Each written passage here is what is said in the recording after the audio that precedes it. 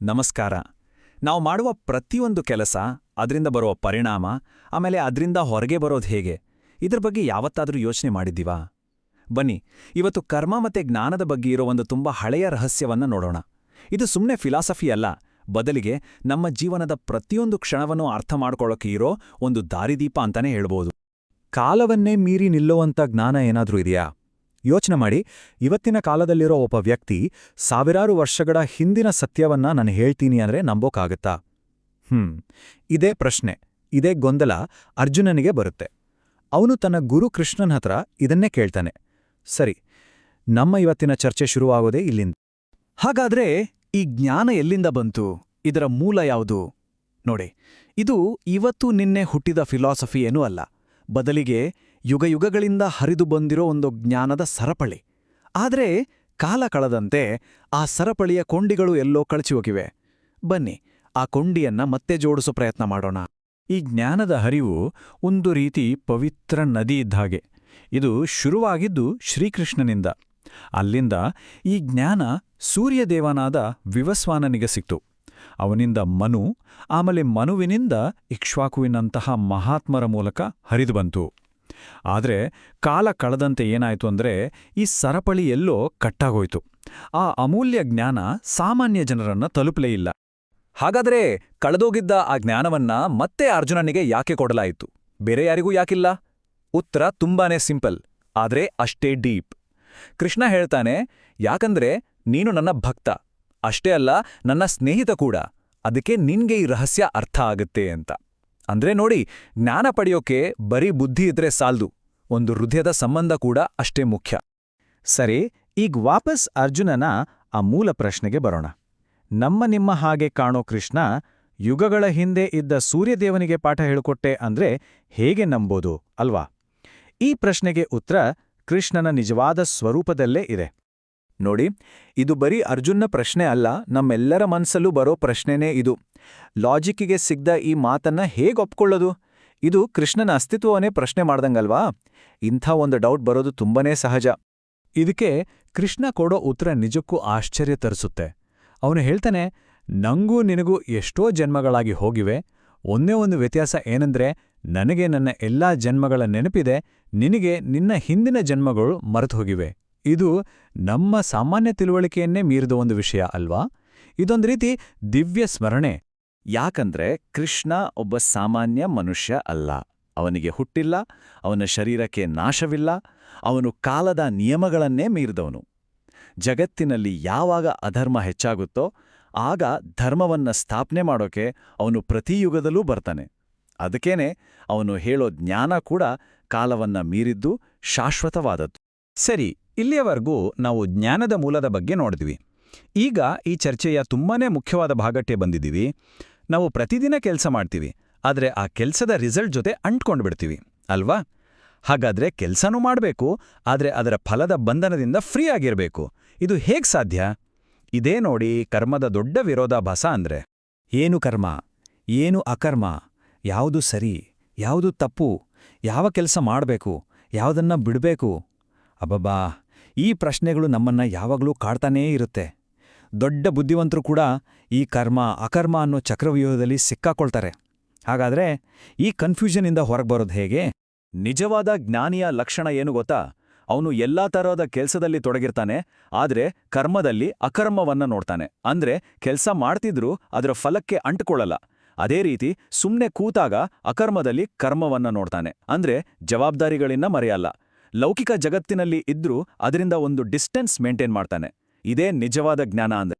ನೋಡಿ, ಇಲ್ಲಿ 2 ದಾರಿಗಳಿವೆ. ಒಂದು, ರಿಸಲ್ಟ್ ಬಗ್ಗೆ ಆಸೆ ಇಟ್ಕೊಂಡು ಕೆಲಸ ಮಾಡೋದು. ಇದು ನಮ್ಮನ್ನ ಕರ್ಮದ ಫಲಕ್ಕೆ ಕಟ್ಟಿ ಹಾಕುತ್ತೆ. ಇನ್ನೊಂದು ದಾರಿ, ಯಾವುದೇ ಆಸೆ ಇಲ್ಲದೆ ಇಂದ್ರಿಯ ತೃಪ್ತಿಗಾಗಿ ಅಲ್ಲದೆ ಕೆಲಸ ಮಾಡೋದು. ಇಲ್ಲಿ ಏನಾಗುತ್ತೆ ಅಂದ್ರೆ ಕರ್ಮದ ಫಲಗಳು ಸುಟ್ಟು ಹೋಗಿ ನಾವು ಫ್ರೀ ಆಗ್ತೀವಿ. ಯಶಸ್ಸು, ವೈಫಲ್ಯ ಯಾವುದಕ್ಕೂ ಸಿಕ್ಕಿ ಹಾಕೊಳ್ದೆ ಯಾವಾಗಲೂ ತೃಪ್ತಿಯಿಂದ ಸ್ವತಂತ್ರವಾಗಿ ಇರ್ಬೋದು. ಹಾಗಾದ್ರೆ ಪರಿಪೂರ್ಣ ಜ್ಞಾನದಿಂದ ಕೆಲಸ ಮಾಡುವಾಗ ಫಲಿತಾಂಶದ ಮೇಲೆ ಎಷ್ಟು ಆಸೆ ಇರಬೇಕೋ? ಉತ್ತರ 0. ಹೌದು, 0. ಫಲಿತಾಂಶದ ಮೇಲಿನ ನಮ್ಮ ವ್ಯಾಮೋಹ ಪೂರ್ತಿಯಾಗಿ ಶೂನ್ಯವಾದಾಗ ಮಾತ್ರ ನಿಜವಾದ ಸ್ವಾತಂತ್ರ್ಯವನ್ನ ಅನುಭವಿಸೋಕೆ ಸಾಧ್ಯ. ಯಜ್ಞ ಅಂದ ತಕ್ಷಣ ನಮ್ಗೆಲ್ಲ ಏನ್ ನೆನ್ಪಾಗತ್ತೆ? ಬೆಂಕಿ, ಹೋಮ, ಮಂತ್ರಗಳು ಅಲ್ವಾ? ಆದ್ರೆ ಯಜ್ಞದ ನಿಜವಾದ ಅರ್ಥ ಇದಕ್ಕಿಂತ ತುಂಬಾನೇ ದೊಡ್ಡದು. ಅದು ಕೇವಲ ಒಂದು ಆಚರಣೆ ಅಲ್ಲ, ಅದೊಂದು ಜೀವನ ಶೈಲಿ. ಅದು ಹೇಗೆ ಅಂತ ನೋಡೋಣ ಬನ್ನಿ. ಯಜ್ಞದಲ್ಲಿ ತುಂಬಾ ರೀತಿಗಳಿವೆ. ದೇವರಿಗೆ ಪೂಜೆ ಮಾಡೋದು ಒಂಥರದ ಯಜ್ಞ. ನಮ್ಮ ಇಂದ್ರಿಯಗಳನ್ನ ಅಂದ್ರೆ ನಮ್ಮ ಆಸೆಗಳನ್ನ ಮನಸ್ಸಿನ ನಿಯಂತ್ರಣ ಅನ್ನೋ ಬೆಂಕಿಲ್ ಹಾಕೋದು ಅದು ಒಂದು ಯಜ್ಞ. ನಮ್ಮ ಆಸ್ತಿಯನ್ನ ದಾನ ಮಾಡೋದು, ಕಠಿಣ ತಪಸ್ಸು ಮಾಡೋದು, ಪ್ರಾಣಾಯಾಮ ಮಾಡೋದು, ಜ್ಞಾನಕ್ಕೋಸ್ಕರ ವೇದಗಳನ್ನ ಓದೋದು, ಇವೆಲ್ಲವೂ ಕೂಡ ಯಜ್ಞದ ಬೇರೆ ಬೇರೆ ರೂಪಗಳೇ. ಅಂದ್ರೆ ನಾವು ಮಾಡೋ ಪ್ರತಿಯೊಂದು ತ್ಯಾಗವೂ ಒಂದೊಂದು ಯಜ್ಞ. ಸರಿ, ಈ ಎಲ್ಲ ಯಜ್ಞಗಳನ್ನ ಮಾಡೋದ್ರಿಂದ ಸಿಗೋ ಲಾಭ ಏನು? ಯಾರು ಯಜ್ಞದ ನಿಜವಾದ ಅರ್ಥವನ್ನ ತಿಳ್ಕೊಳ್ತಾರೋ ಅವರೆಲ್ಲರೂ ಪಾಪದ ಫಲಗಳಿಂದ ಕ್ಲೀನ್ ಆಗ್ತಾರೆ. ಅವರ ಮನಸ್ಸು ಶುದ್ಧವಾಗಿ ಅವರು ಜೀವನದ ಅಂತಿಮ ಗುರಿಯಾದ ಪರಮಪದದ ಕಡೆಗೆ ಹೋಗ್ತಾರೆ. ಇಲ್ಲಿಯವರೆಗೂ ನಾವು ಚರ್ಚೆ ಮಾಡಿದ ಎಲ್ಲದರ ಸಾರಾಂಶ, ಅದರ ಕ್ಲೈಮ್ಯಾಕ್ಸ್ ಇಲ್ಲಿದೆ. ನಮ್ಮನ್ನ ಶುದ್ಧಿ ಮಾಡೋ, ನಮ್ಮನ್ನ ಮುಕ್ತಗೊಳಿಸೋ ಫೈನಲ್ ಅಸ್ತ್ರ ಯಾವುದು? ಅದು ಬೇರೇನೂ ಅಲ್ಲ, ಜ್ಞಾನ. ಜ್ಞಾನವೇ ಅಂತಿಮ ಅಗ್ನಿ. ಹೌದು, ನಾವು ಮಾಡೋ ಎಷ್ಟೋ ಯಜ್ಞಗಳಲ್ಲಿ ಯಾವುದು ಬೆಸ್ಟ್, ಯಾವುದು ಶ್ರೇಷ್ಠ? ಉತ್ತರ ಜ್ಞಾನದಿಂದ ಮಾಡಿದ ಯಜ್ಞ. ಯಾಕಂದ್ರೆ ಕೊನೆಗೆ ನಾವು ಮಾಡೋ ಎಲ್ಲಾ ಕೆಲಸದ ಯಜ್ಞಗಳೂ ಕೂಡ ಬಂದು ಸೇರೋದು ಈ ದಿವ್ಯ ಜ್ಞಾನದಲ್ಲೇ. ಈಗೊಂದು ಪವರ್ಫುಲ್ ರೂಪಕವನ್ನ ನೋಡೋಣ. ಒಂದು ಉರಿಯೋ ಬೆಂಕಿ ತನ್ನ ಮುಂದೆ ಇರೋ ಸೌದೆಯನ್ನ ಏನ್ ಮಾಡುತ್ತೆ? ಅದನ್ನ ಪೂರ್ತಿಯಾಗಿ ಸುಟ್ಟು ಬೂದಿ ಮಾಡಿಬಿಡುತ್ತೆ ಅಲ್ವಾ? ಅದೇ ರೀತಿ ಜ್ಞಾನ ಅನ್ನೋ ಬೆಂಕಿ ನಮ್ಮ ಎಲ್ಲ ಕರ್ಮಗಳ ಫಲಗಳನ್ನ, ರಿಯಾಕ್ಷನ್ಗಳನ್ನ ಸುಟ್ಟು ಬೂದಿ ಮಾಡಿಬಿಡುತ್ತೆ. ಇಷ್ಟೇ ಅಲ್ಲ, ಜ್ಞಾನಕ್ಕೆ ಇನ್ನೊಂದು ಅದ್ಭುತವಾದ ಹೋಲಿಕೆ ಇದೆ. ದಿವ್ಯ ಜ್ಞಾನ ಅನ್ನೋದು ಒಂದು ದೋಣಿ ಹಾಗೆ. ಎಂಥ ದೊಡ್ಡ ಪಾಪಿ ಕೂಡ ಈ ಜ್ಞಾನ ಅನ್ನೋ ದೋಣಿಯಲ್ಲಿ ಕೂತ್ರೆ ದುಃಖದ ಸಾಗರವನ್ನೇ ಆರಾಮಾಗಿ ದಾಟಿಬಿಡ್ಬೋದು.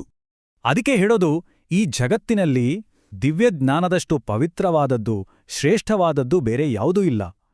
ನಾವು ಮಾಡೋ ಎಲ್ಲಾ ಆಧ್ಯಾತ್ಮಿಕ ಸಾಧನೆಗಳ ಮಾಗಿದ ಹಣ್ಣೇ ಈ ಜ್ಞಾನ. ಕೊನೆಯಲ್ಲಿ ಈ ಇಡೀ ಬೋಧನೆ ಒಂದು ಸ್ಫೂರ್ತಿದಾಯಕ ಕರೆಯೊಂದಿಗೆ ಮುಗಿಯುತ್ತೆ. ಹೃದಯದಲ್ಲಿ ಹುಟ್ಟಿರೋ ಎಲ್ಲ ಸಂಶಯಗಳನ್ನ ಜ್ಞಾನ ಅನ್ನೋ ಅಸ್ತ್ರದಿಂದ ಕತ್ತರಿಸಿ ಹಾಕು. ಯೋಗದೊಂದಿಗೆ ಸಿದ್ಧನಾಡಿ ಎದ್ದು ನಿಂತು ಹೋರಾಡು ಅಂತ.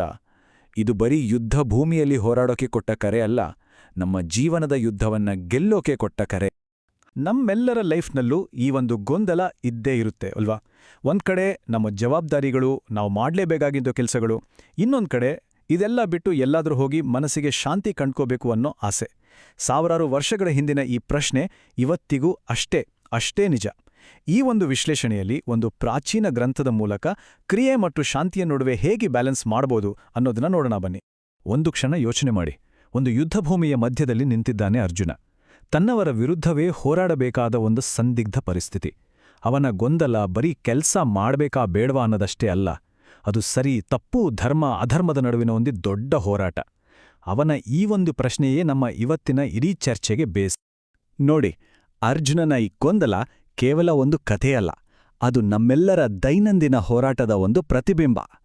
ಒಂದ್ ಕಡೆ ಆಫೀಸ್ ಟೆನ್ಷನ್, ಇನ್ನೊಂದ್ ಕಡೆ ಮನೆ ಜವಾಬ್ದಾರಿ, ಇದೆಲ್ಲದರ ಮಧ್ಯ ನಮಗೂ ಒಂದು ಪಾಯಿಂಟಲ್ಲಿ ಅನ್ಸುತ್ತೆ, ಇದೆಲ್ಲವನ್ನೂ ನಿಭಾಯಿಸ್ಬೇಕಾ ಅಥವಾ ಎಲ್ಲ ಬಿಟ್ಟು ಓಡಿ ಹೋಗ್ಬೇಕಾ?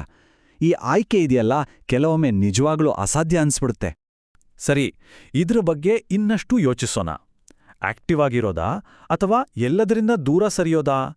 ಈ ಆಯ್ಕೆ ಅರ್ಥಪೂರ್ಣ ಜೀವನವನ್ನ ಹುಡುಕೋ ಪ್ರತಿಯೊಬ್ಬರಿಗೂ ಎದುರಾಗುವ ಒಂದು ದೊಡ್ಡ ಸವಾಲು. ನಮ್ಮ ಡ್ಯೂಟಿಗಳನ್ನು ಮಾಡ್ತಾನೆ ಮನಸ್ಸಿನ ಶಾಂತಿಯನ್ನ ಕಾಪಾಡ್ಕೊಳ್ಳೋಕೆ ನಿಜವಾಗ್ಲೂ ಸಾಧ್ಯ ಇದೆಯಾ? ಇಲ್ಲಿಂದ ನೋಡಿ ನಮ್ಮ ಚರ್ಚೆ ಒಂದು ಸಖತ್ ಟರ್ನ್ ತಗೊಳುತ್ತೆ. ಯಾಕಂದ್ರೆ ಈ ಗೊಂದಲಕ್ಕೆ ಆ ಗ್ರಂಥ ಕೊಡುವ ಉತ್ತರ ತುಂಬಾನೇ ಆಶ್ಚರ್ಯಕರ. ಅದು ನಾವು ಕೆಲಸ ಮಾಡಬೇಕಾ ಬೇಡವಾ ಅನ್ನೋ ಪ್ರಶ್ನೆಯಿಂದ ನಮ್ಮ ಗಮನವನ್ನ ನಾವು ಹೇಗೆ ಕೆಲಸ ಮಾಡಬೇಕು ಅನ್ನೋದರ ಕಡೆಗೆ ಸಂಪೂರ್ಣವಾಗಿ ತಿರುಗಿಸ್ಬಿಡುತ್ತೆ. ಸೊ ಅರ್ಜುನನ್ ಮುಂದೆ ಇದ್ದದ್ದು 2 ಆಪ್ಷನ್. ಒಂದು ಕರ್ಮತ್ಯಾಗ, ಅಂದ್ರೆ ಪ್ರಪಂಚದ ಎಲ್ಲಾ ಜವಾಬ್ದಾರಿಗಳನ್ನ ಬಿಟ್ಟು ಸನ್ಯಾಸಿ ಆಗ್ಬಿಡೋದು. ಇನ್ನೊಂದು ಕರ್ಮಯೋಗ, ಅಂದ್ರೆ ಪ್ರಪಂಚದಲ್ಲೇ ಇದ್ದು ಆದರೆ ಒಂದು ಬೇರೆ ರೀತಿಯ ಮೈಂಡ್ಸೆಟ್ನಿಂದ ಕೆಲಸ ಮಾಡೋದು. ಇವೆರಡರಲ್ಲಿ ಯಾವುದು ಬೆಸ್ಟ್? ಉತ್ತರ ತುಂಬಾನೇ ಕ್ಲಿಯರ್ ಮತ್ತು ಒಂದು ರೀತಿ ಕ್ರಾಂತಿಕಾರಕ. ಜಗತ್ತಿಂದ ದೂರ ಓಡಿ ಹೋಗೋದಕ್ಕಿಂತ ಜಗತ್ತಿನಲ್ಲಿ ಸರಿಯಾದ ರೀತಿಯಲ್ಲಿ ಬದುಕೋದೇ ನಿಜವಾದ ಸ್ಪಿರಿಚುಯಾಲಿಟಿ ಅಂತ ಈ ಗ್ರಂಥ ಹೇಳುತ್ತೆ. ಸ್ಪಿರಿಚುಯಾಲಿಟಿ ಅಂದ್ರೆ ಎಲ್ಲವನ್ನೂ ಬಿಟ್ಟುಬಿಡೋದು ಅನ್ನೋ ನಮ್ಮ ಸಾಮಾನ್ಯ ನಂಬಿಕೆಗೆ ಇದು ನೇರವಾಗಿ ಸವಾಲು ಹಾಕುತ್ತೆ. ಹಾಗಾದ್ರೆ ಈ ಕರ್ಮಯೋಗ ಅಂದ್ರೆ ಏನು? ಸಿಂಪಲ್ ಆಗಿ ಹೇಳಬೇಕಂದ್ರೆ, ಒಬ್ಬ ತೋಟಗಾರನನ್ನ ಇಮ್ಯಾಜಿನ್ ಮಾಡ್ಕೊಳ್ಳಿ. ಅವನು ಬೀಜ ಹಾಕ್ತಾನೆ, ನೀರು ಹಾಕ್ತಾನೆ, ಚೆನ್ನಾಗಿ ನೋಡ್ಕೊಳ್ತಾನೆ. ಆದರೆ ಎಷ್ಟು ಹೂ ಅರಳುತ್ತೆ ಅನ್ನೋದು ಅವನ ಕಂಟ್ರೋಲಲ್ಲಿ ಇರಲ್ಲ. ಅವನ ಕೆಲಸ ರಿಸಲ್ಟ್ ಬಗ್ಗೆ ಚಿಂತೆ ಮಾಡದೆ ತನ್ನ ಬೆಸ್ಟ್ ಎಫರ್ಟ್ ಹಾಕೋದು ಅಷ್ಟೇ. ಕರ್ಮಯೋಗ ಕೂಡ ಹಾಗೇನೆ, ಫಲಿತಾಂಶಕ್ಕೆ ಅಂಟ್ಕೊಳ್ದೆ ನಮ್ಮ ಕರ್ತವ್ಯವನ್ನ ಮಾಡೋದು. ಸರಿ, ಥಿಯರಿ ಎಲ್ಲ ಕೇಳಕ್ಕೆ ಚೆನ್ನಾಗಿದೆ. ಆದರೆ ಈ ಅದ್ಭುತ ಫಿಲಾಸಫಿಯನ್ನ ನಮ್ಮ ಡೈಲಿ ಲೈಫ್ಗೆ ಹೇಗೆ ಅಪ್ಲೈ ಮಾಡೋದು? ನಮ್ಮ ಕೆಲ್ಸವನ್ನ ಮಾಡ್ತಾನೆ ಅದರಿಂದ ಒಂದು ಡಿಸ್ಟೆನ್ಸ್ ಮೇಂಟೈನ್ ಮಾಡೋ ಕಲೆಯನ್ನ ಕಲಿಯೋಣ ಬನ್ನಿ. ನೋಡುವುದು, ಕೇಳುವುದು, ಸ್ಪರ್ಶಿಸುವುದು ಇದೆಲ್ಲ ನಾವು ಪ್ರತಿ ಕ್ಷಣನೂ ಮಾಡೋ ಕೆಲ್ಸಗಳು ಅಲ್ವಾ? ಹೆಚ್ಚಾಗಿ ನಾವು ಇದನ್ನೆಲ್ಲ ಆಟೋಮ್ಯಾಟಿಕ್ ಆಗಿ ಮಾಡಿಬಿಡ್ತೀವಿ. ಆದರೆ ಈ ಪ್ರತಿಯೊಂದು ಕೆಲಸವನ್ನು ಪೂರ್ತಿ ಪ್ರಜ್ಞೆಯಿಂದ, ಅರಿವಿಂದ ಮಾಡಿದ್ರೇನಾಗ್ಬೋದು? ಆಗ ನಮ್ಮ ಅನುಭವವೇ ಚೇಂಜ್ ಆಗ್ಬಿಡುತ್ತೆ. ಇಲ್ಲೇ ಒಂದು ಸಖತ್ ಡೀಪ್ ಆದ ಐಡಿಯಾ ಬರುತ್ತೆ. ಇದನ್ನ ಒಂದು ರೂಪಕದ ಮೂಲಕ ಅರ್ಥ ಮಾಡ್ಕೊಳ್ಳೋಣ. ನಮ್ಮ ದೇಹ ಒಂದು ಕಾರ್ ಇದ್ದ ಹಾಗೆ, ನಮ್ಮ ಇಂದ್ರಿಯಗಳು ಅದರ ಪಾರ್ಟ್ಸ್. ಆದರೆ ನಿಜವಾದ ನಾವು ಅಂದ್ರೆ ಆತ್ಮ, ಆ ಕಾರನ್ನ ಓಡಿಸ್ತಿರುವ ಡ್ರೈವರ್. ಕಾರ್ ಓಡ್ತಿದ್ರೂ ಡ್ರೈವರ್ ಅದರಿಂದ ಬೇರೆ. ಹಾಗೆಯೇ ನಮ್ಮ ದೇಹ, ನಮ್ಮ ಮನಸ್ಸು ಕೆಲಸ ಮಾಡ್ತಿದ್ರು ಆತ್ಮ ಕೇವಲ ಸಾಕ್ಷಿಯಾಗಿ ಉಳಿಯುತ್ತೆ. ಈ ತಾವರೆ ಎಲೆಯ ರೂಪಕ ಇದೆಯಲ್ಲ, ಇದು ಇಡೀ ಫಿಲಾಸಫಿಯ ಹಾರ್ಟ್ ಇದ್ದಾಗೆ. ಜಗತ್ತಿನಲ್ಲಿರೋದು ಹೇಗೆ, ಆದರೆ ಜಗತ್ತಿನವನು ಆಗದೇ ಇರೋದು ಹೇಗೆ ಅನ್ನೋದನ್ನ ಇದು ತುಂಬಾನೇ ಸುಂದರವಾಗಿ ವಿವರಿಸುತ್ತೆ. ತಾವರೆ ಎಲೆ ನೀರಲ್ಲೇ ಹುಟ್ಟುತ್ತೆ, ನೀರಲ್ಲೇ ಬದುಕುತ್ತೆ. ಆದರೆ ಒಂದೇ ಒಂದು ಹನಿ ನೀರು ಕೂಡ ಅದಕ್ಕೆ ಅಂಟಿಕೊಳ್ಳಲ್ಲ. ಹಾಗೆ ಕರ್ಮಯೋಗಿ ಜಗತ್ತಲ್ಲೇ ಇದ್ದು ಎಲ್ಲಾ ಕೆಲಸ ಮಾಡ್ತಾನೆ, ಆದರೆ ಜಗತ್ತಿನ ಸುಖದುಃಖಗಳು, ಲಾಭನಷ್ಟಗಳು ಅವನಿಗೆ ಅಂಟ್ಕೊಳ್ಳಲ್ಲ. ಹಾಗಾದ್ರೆ ನಮ್ಮ ಜೀವನದಲ್ಲಿ ನಾವು ಈ ತಾವರೆಯಲ್ಲೇ ಹಾಗ ಆಗೋದು ಹೇಗೆ? ಇಲ್ಲಿ 3 ಪ್ರಾಕ್ಟಿಕಲ್ ಸ್ಟೆಪ್ಸ್ ಇದೆ. ಮೊದಲನೇದು ರಿಸಲ್ಟ್ನ ನಿರೀಕ್ಷೆಯನ್ನ ಬಿಡೋದು. ಅಂದ್ರೆ ಕೇರ್ ಮಾಡಬಾರ್ದು ಅಂತ ಅಲ್ಲ, ಬದಲಿಗೆ ನಮ್ಮ ಸಂತೋಷವನ್ನ ಆ ರಿಸಲ್ಟ್ ಮೇಲೆ ಡಿಪೆಂಡ್ ಮಾಡಬಾರ್ದು. ಎರಡನೇದು ನಮ್ಮ ಪ್ರಯತ್ನದ ಫಲ ಏನಿದೆಯೋ ಅದನ್ನ ಒಂದು ಹೈಯರ್ ಪವರ್ಗೆ ಸಮರ್ಪಿಸೋದು. ಮತ್ತು ಮೂರನೇದು ಪ್ರತಿಯೊಂದು ಕೆಲಸವನ್ನು ನಮ್ಮ ಅಹಂಕಾರಕ್ಕಾಗಿ ಅಲ್ಲ, ಚಿತ್ತಶುದ್ಧಿಗಾಗಿ ಮಾಡೋದು. ಮತ್ತೊಂದು ಅದ್ಭುತವಾದ ರೂಪಕ, ನಮ್ಮ ದೇಹವನ್ನ 9 ದ್ವಾರಗಳ ನಗರ ಅಂತ ಕರೆಯಲಾಗಿದೆ. ಆ 9 ದ್ವಾರಗಳು ಅಂದ್ರೆ ನಮ್ಮ 2 ಕಣ್ಣು, 2 ಕಿವಿ, 2 ಮೂಗಿನ ಹೊಳ್ಳೆ, 1 ಬಾಯಿ ಮತ್ತು ವಿಸರ್ಜನೆಯ 2 ದ್ವಾರಗಳು. ನಮ್ಮ ಆತ್ಮ ಇದೆಯಲ್ಲ, ಅದು ಈ ನಗರದ ನಿವಾಸಿ ಇದ್ದಾಗೆ. ನಗರದಲ್ಲಿ ಎಷ್ಟೇ ಚಟುವಟಿಕೆಗಳು ನಡೀತಿದ್ರೂ ಆ ನಿವಾಸಿ ಅದರಿಂದ ಬೇರೆಯಾಗಿ ಶಾಂತವಾಗಿ ಇರ್ತಾನೆ. ಹಾಗಾದ್ರೆ ಈ ದಾರಿಯಲ್ಲಿ ನಡೆದ್ರೆ ಸಿಗುವ ಪ್ರತಿಫಲವಾದರೂ ಏನು? ಈ ರೀತಿ ಬದುಕುವುದರಿಂದ ನಮ್ಮೊಳಗೆ ಯಾವ ರೀತಿ ಬದಲಾವಣೆ ಆಗತ್ತೆ? ಕೊನೆಗೆ ನಮಗೆ ಸಿಗುವುದಾದ್ರೂ ಏನು? ಬನ್ನಿ ನೋಡೋಣ. ಈ ಹೋಲಿಕೆ ನೋಡಿ, ಎಷ್ಟು ಕ್ಲಿಯರ್ ಆಗಿದೆ. ರಿಸಲ್ಟ್ ಮೇಲೆ ಅಂಟುಕೊಂಡಾಗ ನಾವು ಟೆನ್ಷನ್ ಮತ್ತು ನಿರಾಸೆಯ ಚಕ್ರದಲ್ಲಿ ಸಿಕ್ಕಾಕಿಕೊಳ್ತೀವಿ. ಆದರೆ ನಮ್ಮ ಪ್ರಯತ್ನವನ್ನ ಸಮರ್ಪಣಾ ಭಾವದಿಂದ ಮಾಡಿದಾಗ ರಿಸಲ್ಟ್ ಏನೇ ಇರಲಿ, ನಮ್ಮ ಮನಸ್ಸು ಒಂದು ಪರಿಶುದ್ಧವಾದ ಶಾಂತಿಯನ್ನ ಅನುಭವಿಸುತ್ತೆ. ನಾವೆಲ್ಲರೂ ಈ 2 ಸ್ಥಿತಿಗಳನ್ನ ಒಂದಲ್ಲ ಒಂದು ಸಾರಿ ಎಕ್ಸ್ಪೀರಿಯನ್ಸ್ ಮಾಡಿರ್ತೀವಿ ಅಲ್ವಾ? ಹಾಗಾದ್ರೆ ನಿಜವಾದ ಶಾಂತಿ ಎಲ್ಲಿ ಸಿಗತ್ತೆ? ಈ ಸ್ಥಿತಿಯನ್ನು ತಲುಪಿದಾಗ ಒಂದು ಸಮಚಿತ್ತತೆ ಬರುತ್ತೆ. ಗೆದ್ದಾಗ ಹಿಗ್ಗಲ್ಲ, ಸೋತಾಗ ಕುಗ್ಗಲ್ಲ. ಎಲ್ಲಾ ಜೀವಿಗಳನ್ನು ಒಂದೇ ದೃಷ್ಟಿಯಿಂದ ನೋಡಲಾಗುತ್ತೆ. ಎಲ್ಲಕ್ಕಿಂತ ಮುಖ್ಯವಾಗಿ ಸಂತೋಷದ ಮೂಲ ಹೊರಗಿನ ವಸ್ತುಗಳಾಗಿರಲ್ಲ, ಅದು ಒಳಗಿನಿಂದಲೇ ಬರುತ್ತೆ. ಈ ಮಾರ್ಗದ ಅಂತಿಮ ಗುರಿ ಕೇವಲ ದುಃಖದಿಂದ ಮುಕ್ತಿಯಲ್ಲ, ಬದಲಿಗೆ ಆಳವಾದ, ಸ್ಥಿರವಾದ ಶಾಂತಿ ಮತ್ತು ಆನಂದವನ್ನ ಪಡೆಯೋದು.